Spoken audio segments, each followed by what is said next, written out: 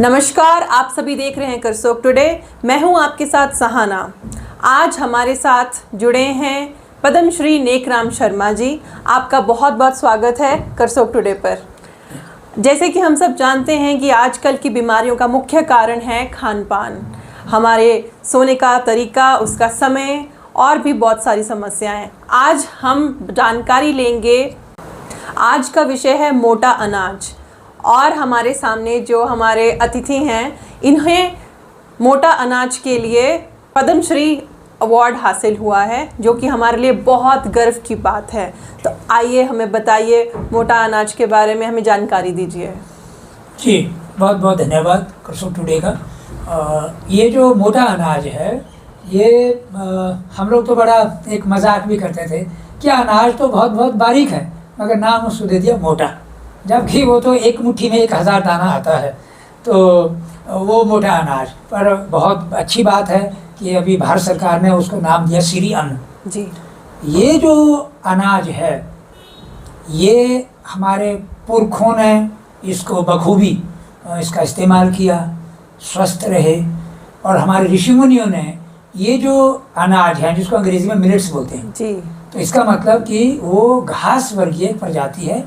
हमारे जो ऋषि मुनि लोग हैं, उन्होंने जंगलों से खोज खोज करके इसको निकाला और इसका कल्टीवेशन शुरू हुआ कि ये खाओ और मस्त रहो। जी, ये फाइबर रिच भोजन है जी। अभी तो उसमें बहुत सारा रिसर्च हो गई है जी, कि इसमें इतना सारा फाइबर है कि जो आदमी ये सीरियन को खाएगा, वो बीमारियां तो उसको कोई लगी हो तो जाएगी, नहीं रहेगी बीमारी कोई। परंतु जो आदमी को कोई बीमारी नहीं है, उसको कोई बीमारी आ ही नहीं सकती। जी, बीमारी लग गई है, उसको ठीक कर देगा।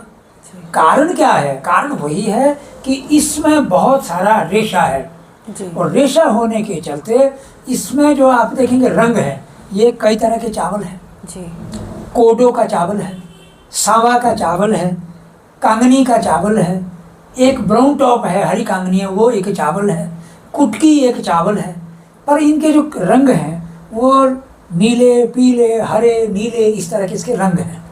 तो ये रंगों के चक्कर में क्या हो गया कि हम आज सफ़ेद खाना चाहते हैं और उसमें इतना ज़्यादा जो फाइबर है वो है ही नहीं। तो अब धीरे धीरे जो हमारा जो नई जनरेशन है, उनका इम्यूनिटी घटती जा रही है। बिल्कुल। पुराने लोग जो है, वो अगर कुछ बीमार भी हो गए तो गर्म पानी पी लिया, सुबह को ठीक हो गए।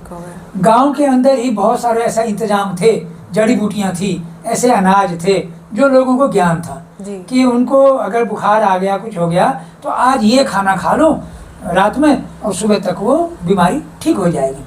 तो ये जो मोटा अनाज है, ये सिर्फ हमारी भूख नहीं मिटाता, बल्कि हमारे शरीर से रोगों को मिटाता है, रोगों को आने भी नहीं देगा। तो ये बहुत बड़ी एक बात है जी।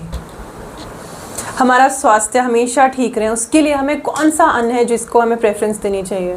देखिए, ये बहुत तरह के ये मिलेट्स हैं। मतलब 5 मिलेट्स तो अब रिसर्च के मुताबिक भी ऐसे पाए गए हैं कि जो अगर 5 पॉजिटिव मिलेट हम इस्तेमाल करते हैं तो कोई रोग आएगा नहीं। वैसे हमारे यहाँ पर और भी कुछ तरह के ऐसे अनाज हैं जिनको वर्षों रखो, कोई कीड़ा नहीं उसको खा सकता उसमें, क्योंकि बाहर से जो कवच है वो इतना मजबूत है कि उसको कोई नुकसान, कोई कीड़ा नहीं पहुंचा सकता।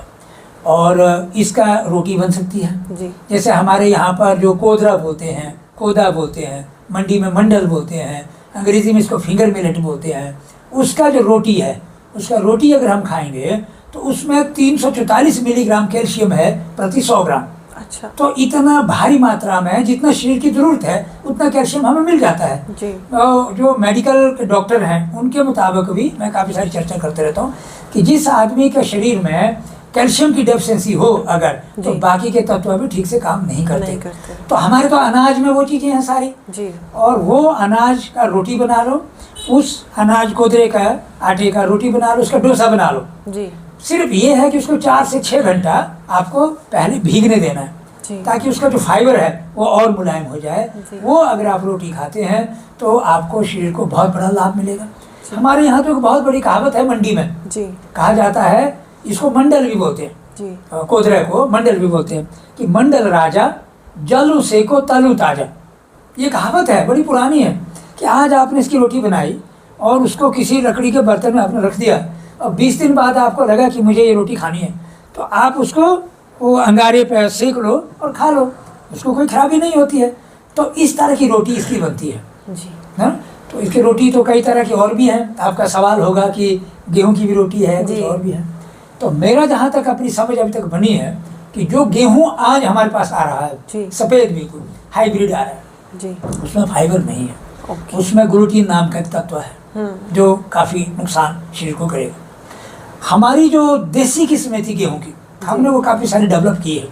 उसमें हमारा सोना मोती है, उसमें हमारा खबड़ी गेहूं है, उसमें एक बंसी गेहूं है जो हमारे माननीय राज्यपाल महोदय पूर्व में आ रहे थे आचार्य देवव्रत जी, उन्होंने उसको बड़ा डेवलप किया है। अपने जो उनका एक एरिया है वहाँ पर कुरुक्षेत्र में, वहाँ उन्होंने किया। तो आज पूरे हिमाचल प्रदेश में वो जो बीज है वो भी काफ़ी फैला, तो वो काफ़ी हद तक सही है, उसमें फाइबर की मात्रा है उसमें। तो उस तरह का गेहूं का रोटी तो खा सकते हैं, परंतु जो बिल्कुल सफ़ेद है, जो एकदम से उसको मैं क्या कहूँ कि पूरा सफ़ेद रोटी आपको लगेगा अच्छा, मुझे लगता है कि आज के नए बच्चे तो वही खाना चाहते हैं ज़्यादातर, परंतु उसमें रेशा ना होने की वजह से वो हमारे शरीर में, हमारी आंतों में वो डाइजेस्ट होने में बहुत प्रॉब्लम करता है।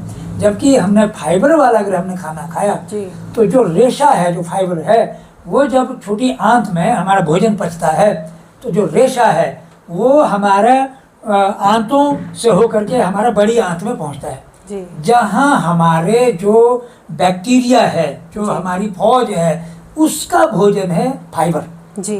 तो आज क्योंकि हम लोग कोई फाइबर ज़्यादा ले नहीं रहे हैं, तो हमारा जो गुड बैक्टीरिया है, जो माइक्रोब्स है, वो खत्म होता जा रहा है। और वही कारण है कि हमारा इम्यूनिटी भी बड़ी कमज़ोर होती जा रही है कि अगर उधर कोई छींकेगा तो यहाँ जुकाम पकड़ लिया।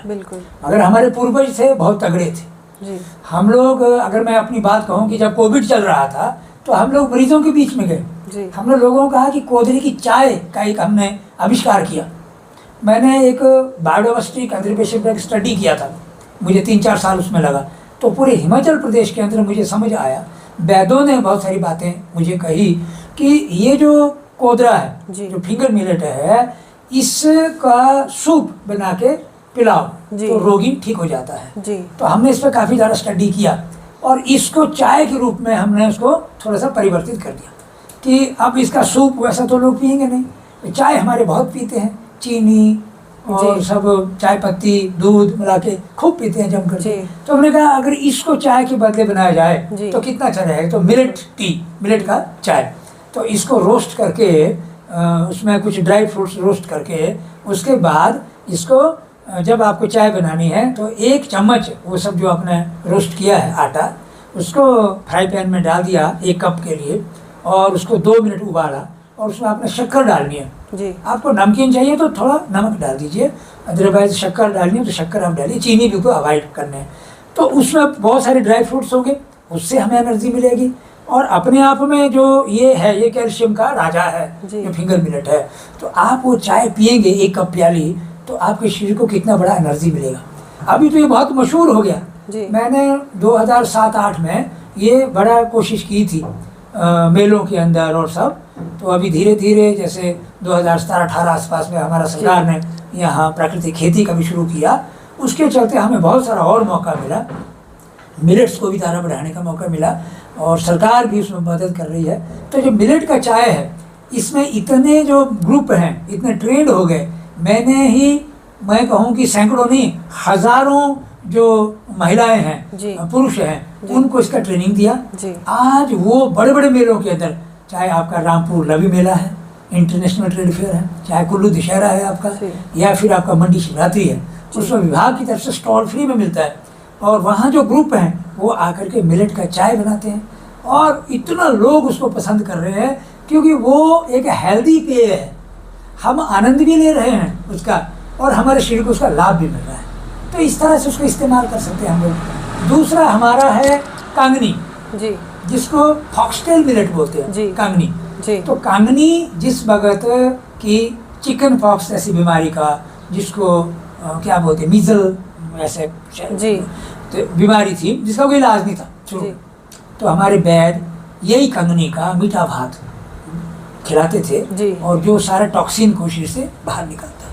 तो ये बहुत बड़ी बातें हैं जो हमारे आयुर्वेद में लिखी गई है, परंतु हम इन चीज़ों से दूर भागते गए और आज हर व्यक्ति किसी न किसी बीमारी का जरूर शिकार है जी। तो इसलिए जो पौष्टिक हमारा जो अनाज है, मैंने तो इसको नाम दिया था बहुत पहले मूल अनाज जी। हमारा अद्भुत अनाज, अद्भुत अनाज मतलब कि जिसका कीड़ा कुछ नहीं कर सकता है, जिसको आप वैसे ही स्प्रेड करें तो ये फैल जाता है जी। और फिर इस बार तो हम लोग जंगलों में भी इसको फेंकने की कोशिश कर रहे हैं कि जैसे जैसे वन महोत्सव हो गए हम जंगलों में इसका ब्रॉडकास्ट करेंगे तो ये वाटर कंजर्वेशन करे, सॉइल कंजर्वेशन करेगा, चारा पशु के लिए उसका बहुत अव्वल चारा उसका है और जो उसमें सीड आएगा वो पक्षी के लिए तो बहुत उत्तम भोजन है। तो हमारे जो पक्षी है वो हमारे खेतों में क्यों आएंगे हमारे अनाज को खाने, टमाटर खाने, सेब खाने, वो जंगल में रहेंगे। तो हम लोगों ने बहुत बड़ा ऐसा विनाश भी किया इस प्रकृति का अपने लाभ के लिए। हमें वापिस आना पड़ेगा। मैं एक नारा देता हूँ, back to basic and back to nature.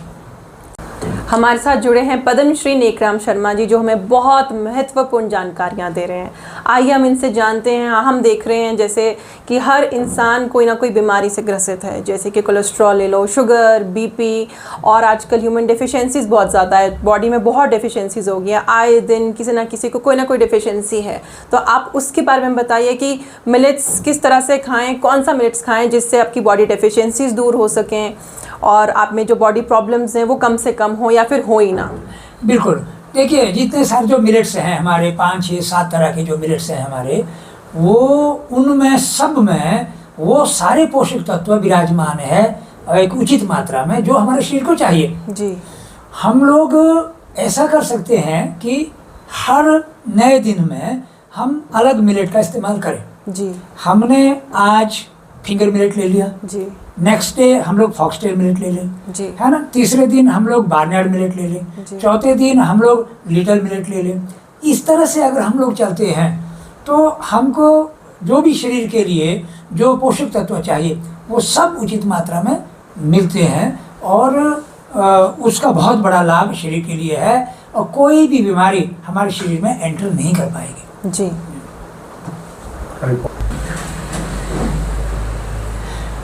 मैंने आपको मिलेट्स के बारे में तमाम वो जानकारी दे दी जी कि मिलेट्स में जितने तरह के भी मिलेट्स हैं उन सब का महत्व है जी, उनका है। तो हम लोग उसका इस्तेमाल करें अपना जीवन में और इनको जब हम खाएंगे तो हमको इसका लाभ तो होंगे ही होंगे, स्वाभाविक रूप से इसके लाभ होंगे। इसके साथ साथ हम लोगों को अपना जो बाकी चीजें हैं, दिनचर्या है, हमें कब सोना है जी और कब जागना है। बिल्कुल, हमारा आयुर्वेद में लिखा है कि सूर्यास्त के बाद खाना खाना निषेध है जी, परंतु आज तो हम खाना खा रहे 9 बजे या 10 बजे। बिल्कुल, तो उस बाद हम सो गए तो खाना पचता नहीं है, वो सड़ता है क्योंकि हमारे शरीर को अकेले में जोर लगाना पड़ता है। तो आयुर्वेद में लिखा है कि सूर्यास्त के बाद खाना खाना निषेध है, इसलिए कि हम पहले खाना खा लें और 2-3 घंटा हमारा शरीर एक्टिव रहेगा और खाना पच जाएगा, उसके बाद हम लोग सोएंगे और सुबह हमको जल्दी जागना है प्रातःकाल, उसका बहुत बड़ा लाभ है। हम लोगों को योग करना चाहिए, हम लोगों को प्राणायाम करना चाहिए और ये सब करते हुए हम पूरी तरह से हम स्वस्थ रहेंगे। कोई व्यक्ति बीमार नहीं होगा, शारीरिक तौर से नहीं बल्कि मानसिक तौर से भी हम लोग बहुत मजबूत होंगे। हमारा यादाश्त बहुत अच्छी होगी, जैसा हमारे जो ऋषि मुनि लोग थे उनका रहा है, तो हमें उस तरफ जाना पड़ेगा। आपने हमें मिलेट्स के ऊपर बहुत जानकारी दी, आपका बहुत बहुत धन्यवाद। इसी के साथ आप सभी मुझे इजाज़त दें। सहाना करसोग टुडे।